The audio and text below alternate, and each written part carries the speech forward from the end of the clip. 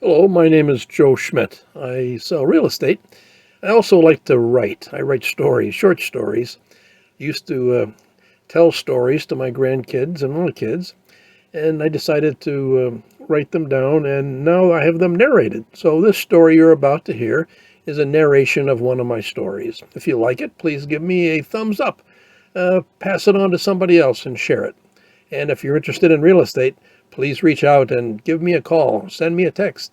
Let me know what I can do to help. Thanks. Hi, I'm Ingrid, and I'm reading the story Black Phantom by Joe Schmidt.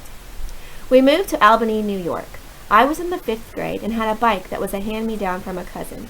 When I applied the brakes, the chain caught on the chain guard, preventing the brakes from being applied. I had no brakes. I told my dad, and he tried it and proclaimed it okay. It turned out he was able to push harder than I was, which allowed the caught chain to push past the chain guard. I was crossing a busy road and applied the brakes. The bike did not stop, and I hit a car and flew across the hood. I was okay, but the wheel of the bike was bent. The driver was an engineer and took me home and showed my dad what the problem was. Dad felt very bad that he had not understood what I had been telling him about the brakes. He bought me a Schwinn Black Phantom bike the next day. I was happy and loved to drive the new bike.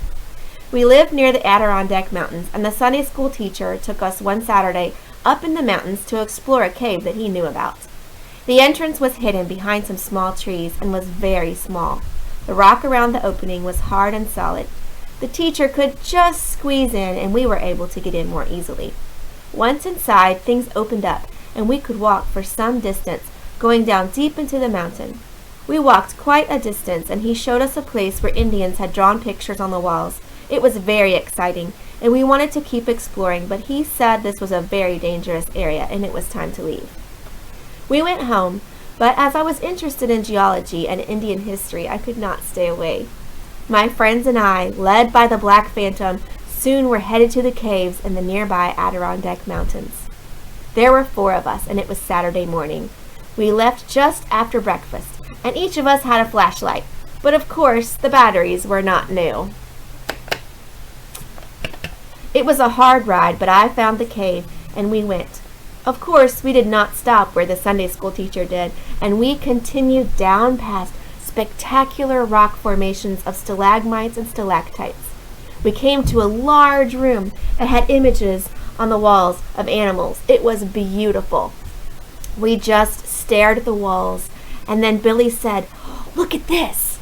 There were bones and skulls in the corner, and there were lots of beautiful arrowheads and beadwork belts. The belts and beadwork fell apart when we touched it, so we just admired it lying in the sand and talked about how beautifully it was made, wondering how old it was. There were clay pots decorated with colorful paint, and some had animals painted on the sides. We sat and talked about these people from long ago. Charlie said, "I think our lights are getting dimmer." We panicked, and they sure were getting dimmer. We were all idiots. As the flashlight batteries used up their power, our eyes adjusted to the dimming light. I said, "Turn off your lights. I will keep mine on until it runs out. And then, Charlie, you turn yours on, and let's get out of here." We started walking back the way we came, but soon came to a tunnel off to the side. Which way did we come in?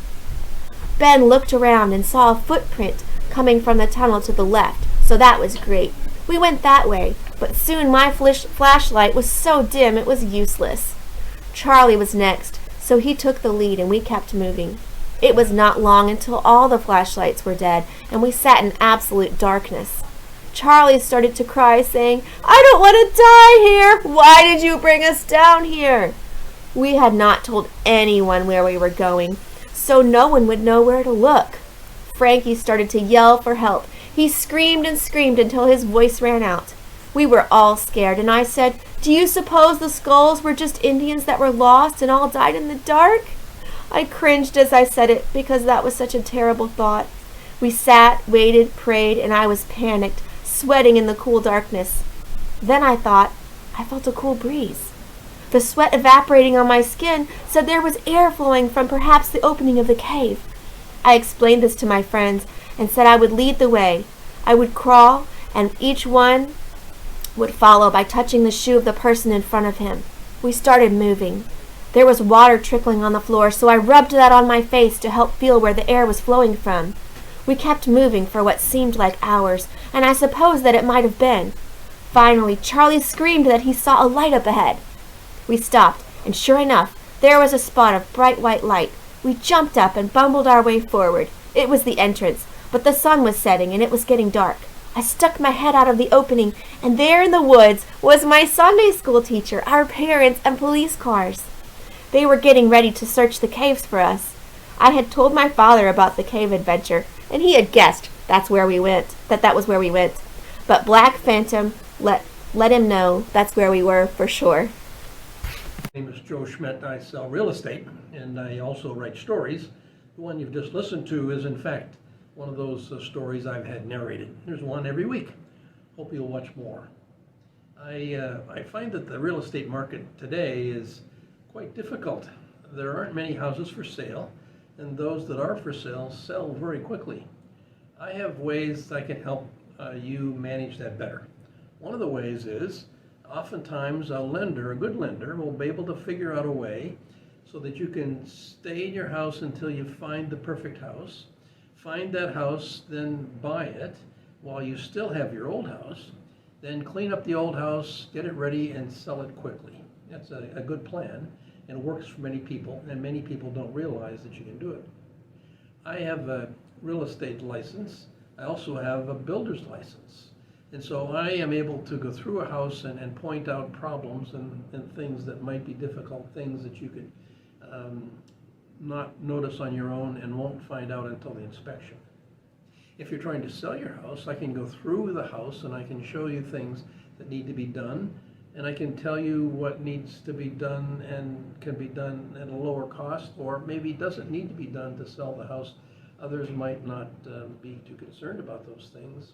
I can help with that as well. So if I can help you with your house purchase or a sale, please get in touch with me. I'd be glad to work with you, and I would love to help you get through this process. Thanks.